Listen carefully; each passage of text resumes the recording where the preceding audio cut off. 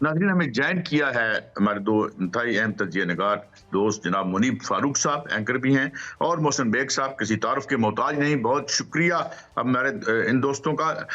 Mohsin bag साहब, मैं पहले आपकी तरफ आता हूँ।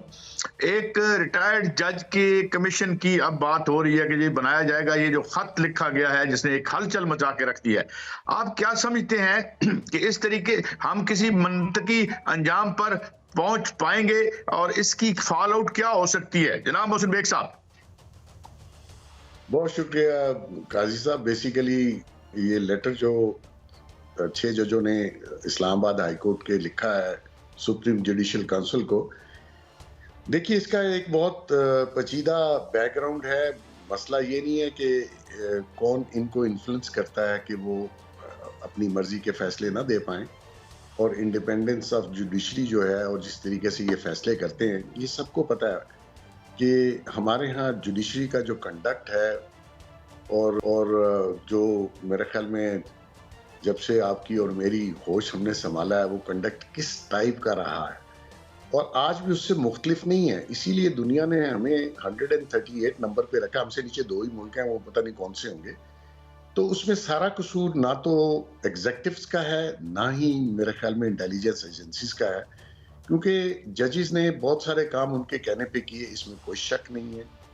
और अगर आज वो लेटर ये लिख के बता रहे हैं कि जी हमें इन्फ्लुएंस किया जा रहा है, तो ये मैं ये समझता हूँ कि किसी भी स्टेज पे अगर इसका एविडेंस मांगा जाएगा या इन जजेस से कोई प्रूफ मांगा जाएगा, हेयर से की कोर्ट ऑफ लॉ में कोई वैल्यू नहीं होती कि आप किसी का कह दें जी वो इन्फ्लुएंस कर रहा था। आपको सॉलिड प्रूफ देना पड़ेगा जिस पे आपने इल्जाम लगाया एजेंसीज पे या एग्जेक्टिव पे, बजाय इसके कि आपने पिछले रेफरेंस, ये देखें ना, शौकत अजीज साहब का इन्होंने लेटर में रेफरेंस दिया। इन्होंने तो सोशल बाइकाट किया हुआ था उन साहब का, और वो साहब जो थे उसके, ये मोहसिन अख्तर कियानी और ये सारे जो थे, ये तो इस चक्कर में नहीं थे कि उनके साथ खड़े होते। आज उनका भी लेटर में लिख दिया।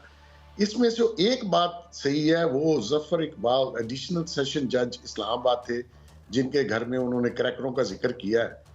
मैं ये समझता हूं कि अगर जजेस खुद से, हालांकि आप अगर इनके फैसले उठा के देख लीजिए, इनका अपना कंडक्ट उठा के देख लीजिए, तो उसमें बहुत सारे सवालात हैं। और ये कहना कि जी ये सारे काम क्योंकि उनके अंडर प्रेशर हुए थे, तो ऐसा गलत है, क्योंकि ये जो लास्ट जो इमरान खान के जो फैसले हुए, इसमें यही जजेस थे जिन्होंने कहा कि जो FIR अभी दर्ज भी नहीं है उसमें भी आपको बेल देते हैं। मतलब इस किस्म के कंडक्ट को आप क्या कहेंगे? और अभी जो ये फैसले दे रहे हैं, मैं ये समझता हूं कि इनको बुला के इनसे एविडेंस मांगा जाए। अगर ये एविडेंस ना दे सकें तो इनको फारग किया जाए, क्योंकि ये किसी पे ब्लेम करके ये खुद क्लियर होना चाहते हैं। ये नहीं चाहते कि हमारे फैसलों पे कोई बात हो।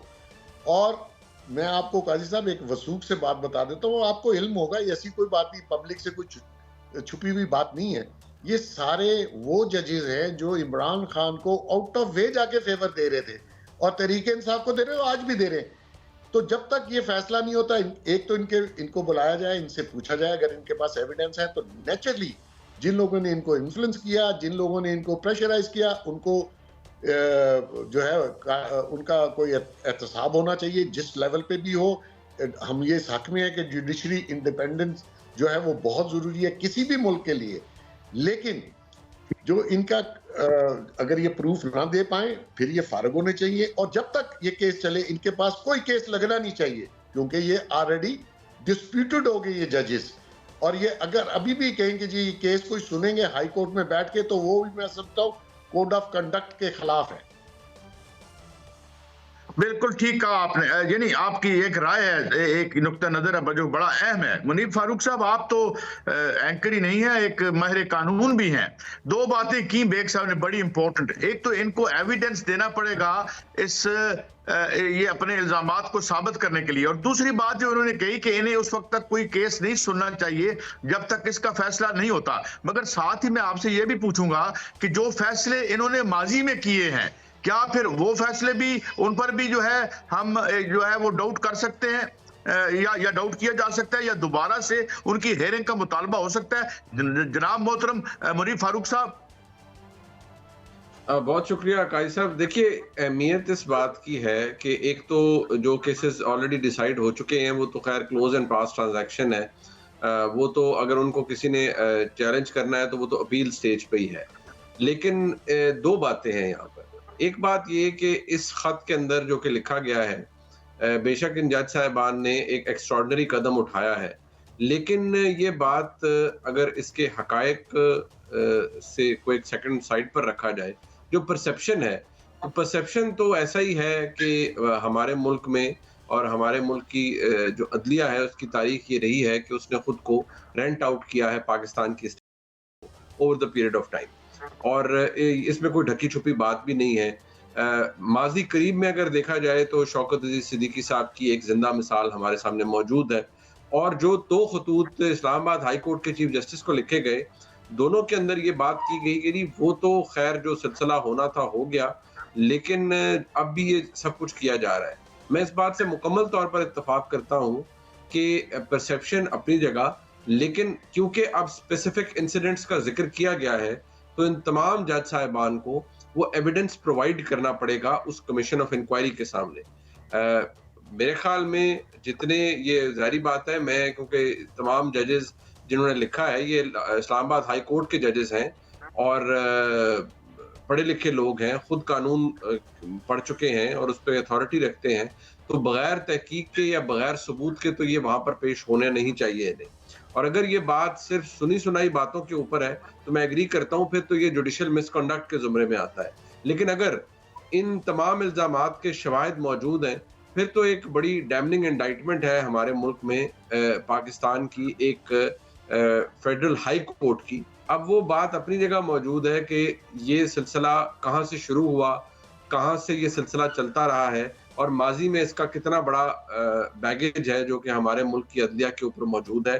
اگر آپ کو یاد ہو کہ میاں نواز شریف کو جب سزائیں دلوائی گئیں اور 2018 کے اندر جب ان کا ٹرائل چل رہا تھا احتساب عدالتوں کے اندر 2017-18 میں، تو اس وقت ایک رپورٹر تھے جیو نیوز کے، ابھی بھی ہیں، آصف بشیر چودھری. انہوں نے ایک مبینہ طور پر وہ ایک صاحب تھے شاید کسی حساس ادارے کے، وہ احتساب عدالت سے نکل رہے تھے، تو انہوں نے ان سے گفتگو کی کہ جناب آپ یہاں پر کورٹ ٹائمنگ کے بعد کیوں جج صاحب سے ملنے آئے تھے، کیا بات تھی؟ تو وہ اپنے ایک نوٹ بک انہوں نے پکڑی ہوئی تھی، اس سے اپنا چہرہ چھپاتے رہے، بعد میں وہ پھر ایک جھاڑیاں کراس کر کے ٹیکسی میں بیٹھے اور چلے گئے.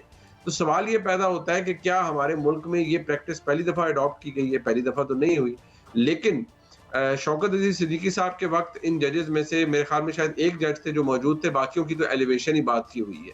تو اگر یہ جج آج کھڑے ہو کے یہ کہہ رہے ہیں کہ ہمارے اوپر دباؤ ہے، تو یا تو یہ بات ثابت کر دیں، لیکن اگر یہ ثابت نہیں کر پاتے تو ان کو سبکی ہوگی.